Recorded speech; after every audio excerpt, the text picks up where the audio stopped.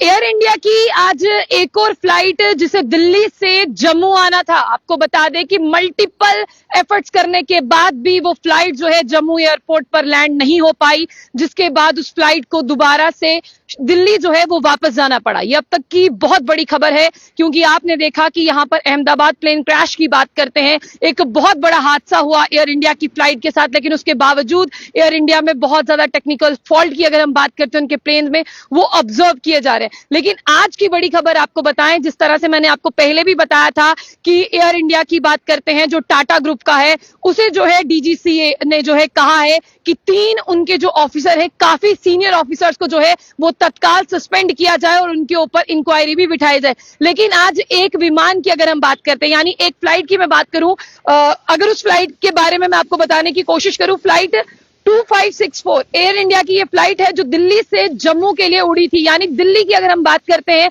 वहां से जम्मू के लिए उड़ी। और आपको बता दें कि जब जम्मू एयरपोर्ट के आसपास पहुंचती है, अभी की रनवे पूरी तरह से खाली था, लेकिन फिर भी वो फ्लाइट जो है वो लैंड नहीं हो पाई। पायलट ने अनाउंसमेंट किया कि रनवे खाली होने के बावजूद भी हम जो है जम्मू एयरपोर्ट पर लैंड नहीं कर पाएंगे, क्योंकि बताया यह जा रहा है कि पायलट ने जो अनाउंसमेंट की कि मल्टीपल सर्किट्स हैं, उसके बाद भी हम जो है हम बहुत बार एफर्ट कर रहे हैं, लेकिन हम जो है जम्मू एयरपोर्ट के रनवे पर खाली होने के बावजूद भी इस विमान को नहीं उतार पा रहे हैं।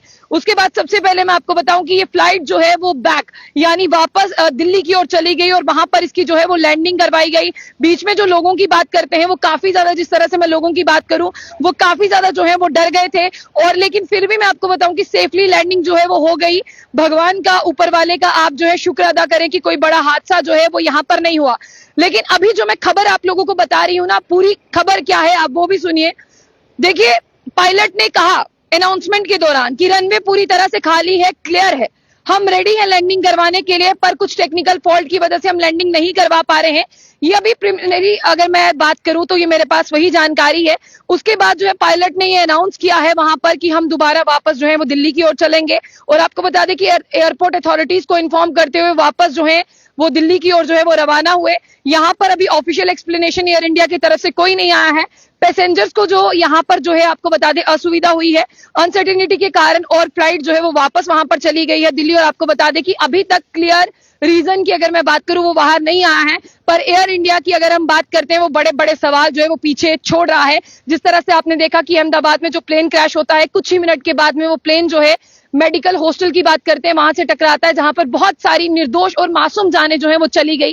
आज बहुतों के घर के चिराग जो है वो बुझ गए। लेकिन एयर इंडिया टाटा की हम बात करते हैं, उन्होंने 1 करोड़ की अनाउंसमेंट तो की थी, लेकिन लोगों का ये कहना है कि जान के आगे 1 करोड़ जो है वो मायने नहीं रखता। फिलहाल मैं आपको ये बात करूं, एयर इंडिया की जो एक्सप्रेस फ्लाइट थी 2564 जिसे दिल्ली से जम्मू आना था, लेकिन किसी अनसर्टेनिटी के कारण जो है वो लैंड नहीं कर पाई। रनवे खाली होने के बावजूद, बिल्कुल चीजें क्लियर होने के बावजूद वो यहां पर लैंड नहीं कर पाए और इसे जो है वो दोबारा से वहीं वापस जाना पड़ा।